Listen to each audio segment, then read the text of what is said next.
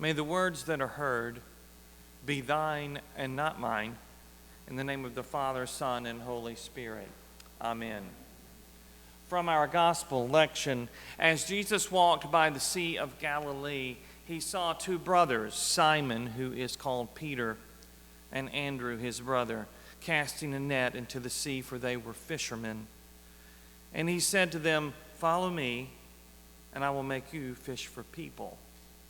Immediately they left their nets and they followed him. Now, this evening's gospel tells us about the calling of Peter.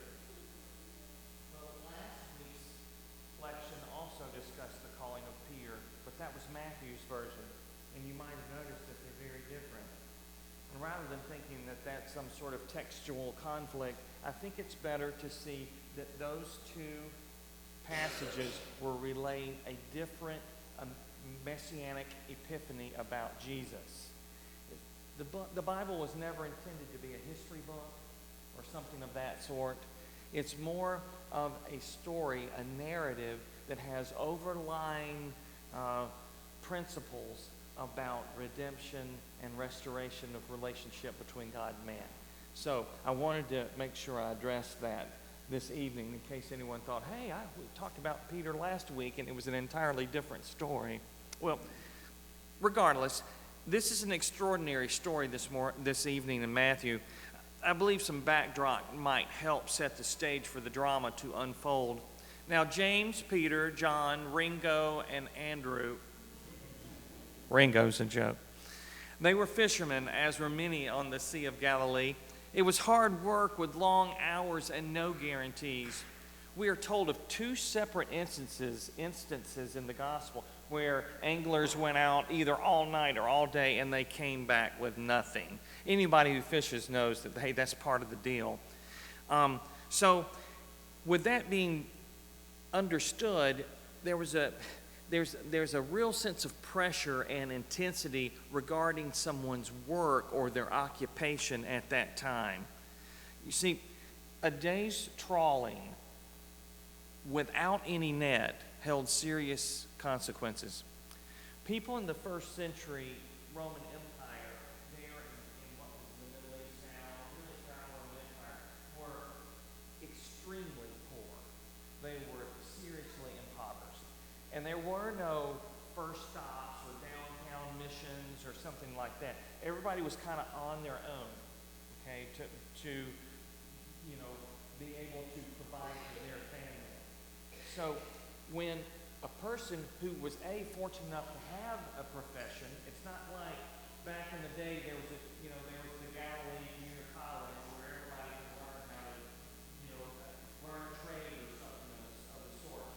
There were very few professions. And so if you were fortunate enough to have some sort of income, then that in itself was a rarity.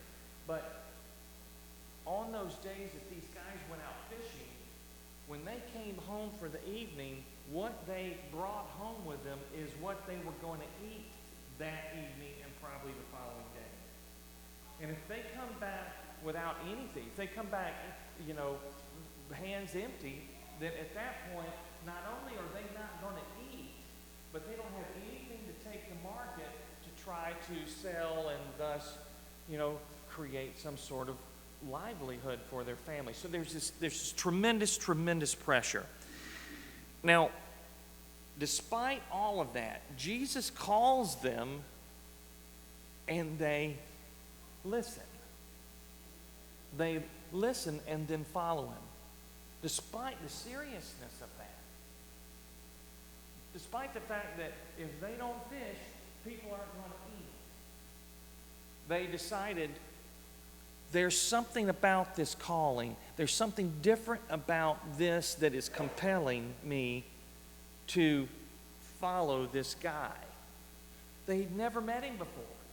He literally is walking up along the shoreline. Now think about how crazy it must have been that morning. It was very busy, very chaotic, I would even say. And here comes Jesus and he calls them.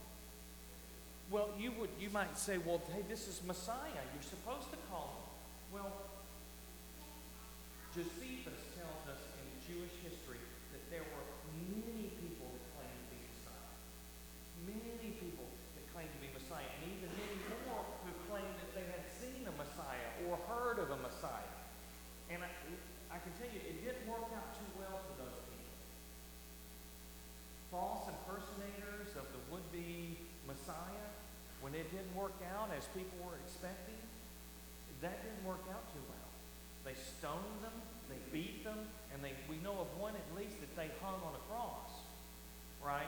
So they dropped everything and followed that guy, knowing very well that it could be that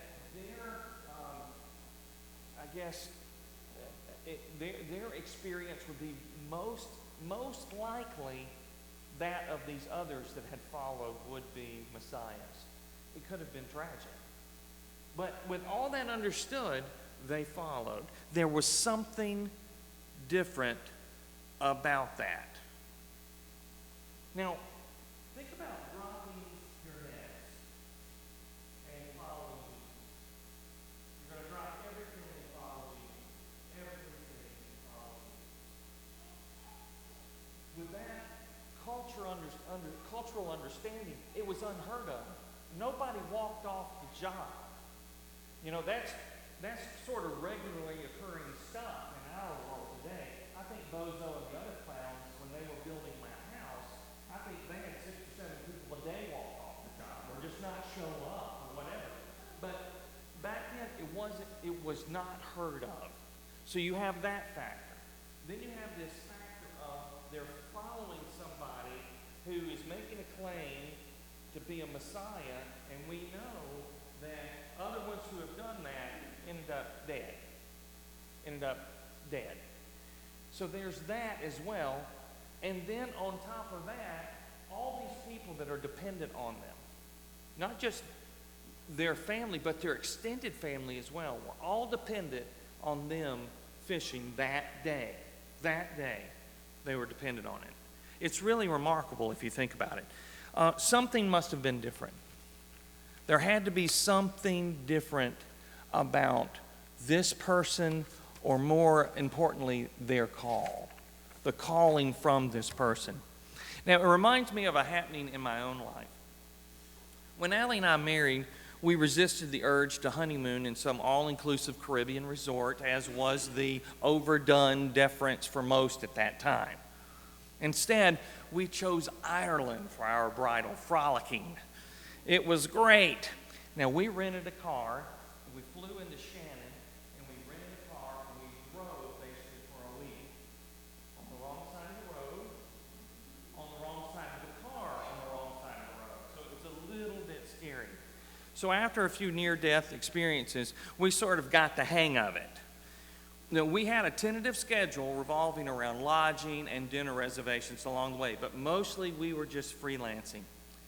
One day, while pub crawling through Dublin, we found our way to St. Patrick's. That's the National Cathedral there in Dublin. Beautiful, beautiful. And we went in to explore. Allie had to go to the facilities. I did mention that we were pub crawling. And then I made my way up to the altar. I wasn't a priest type back then. And I definitely a person of faith, but it's not like I was already in the pathway of being a minister. So I had walked off that job myself decades before when I was Baptist, and lived my life for a long time to try to prove to myself as well as everyone else that I wasn't that guy. So here I am, and I'm at St. Patrick's. I'm standing at the altar, and next to me was the interment of Jonathan Swift. You know, Gulliver's Travels? That's where they buried him. And they buried them standing up. They didn't have a lot of floor space. So you start burying people like this, you're going to run out of room pretty quick. So they buried people standing up. So you can just have several in a row there, if you think about it. So there I was, and while there, and it was just a momentary epiphany, something came over me. Now, I know you're thinking, well, you had been in a pub crawl all day, but seriously, something different, something moved over me and across me. Something happened that compelled me. And I knew at that time that I had to answer that call. Now, I waffled around and came up with excuses and didn't, start discernment for, more than a year after that. But from that day forward, I can tell you the call was different. It was real. And I knew I needed to answer that call. So there's got to be something then different about the call. We've all been, summoned to do different things or whatever in our lives, but there's something different about when it's the call. And that something different is consistent with all of our callings. And let me reiterate the fact, we're all called. Every one of us are called to some sort of task within the kingdom. There must be something different about it. But it's consistent for everybody else. For everyone. When Messiah calls, we are compelled to listen then. Now think of that scene on the seashore again. The hustle and the bustle of prepping the boats and readying the nets. It was busy and frantic as everyone rushed to cast off to be the first one to reach the most prized and coveted spots. I would think that it was loud and chaotic. To hear a single voice in the midst of that commotion was unlikely. Yet they heard and they listened. They stopped in knee-deep water probably, messing with the nets, yelling around, hey, give me the whatever, come on, we're late, let's go. And they stopped what they were doing and they listened. There had to be something different. Now think of their cohorts. With James and John, it was their dad. They were in the boat with their dad.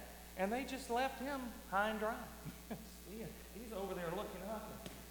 And he doesn't know where they've gone. They've left. Everyone around them must have been amazed. But they ceased their striving. They lost that focus that they had about needing to fish today for all those reasons we discussed just a minute ago. And they dropped their nets. I dropped my net at St. Patrick's. That day I dropped my net. And I listened.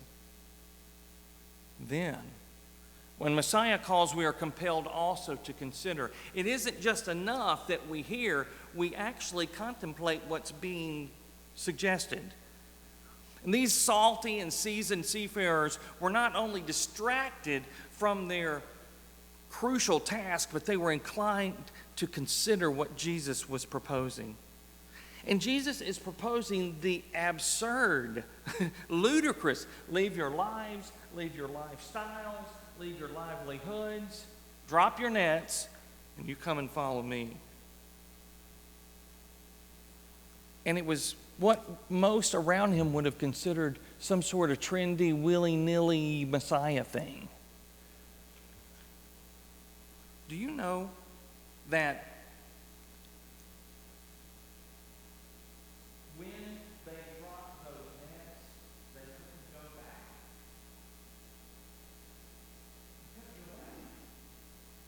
There was somebody else who would love to jump in that boat and be fishermen with that profession, because their families were starving at home. These 4 guys dropped their nets and they couldn't go back. What were they thinking? Then, when Messiah calls, we are compelled to follow. Even so. So we listen, we consider, and then we follow. Lily was not even born yet. All of Allie's and my circle of friends and family were all Birmingham-centric.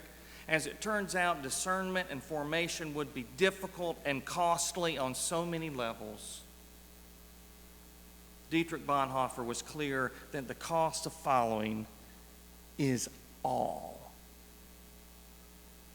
So James and Peter and John and Andrew, they followed.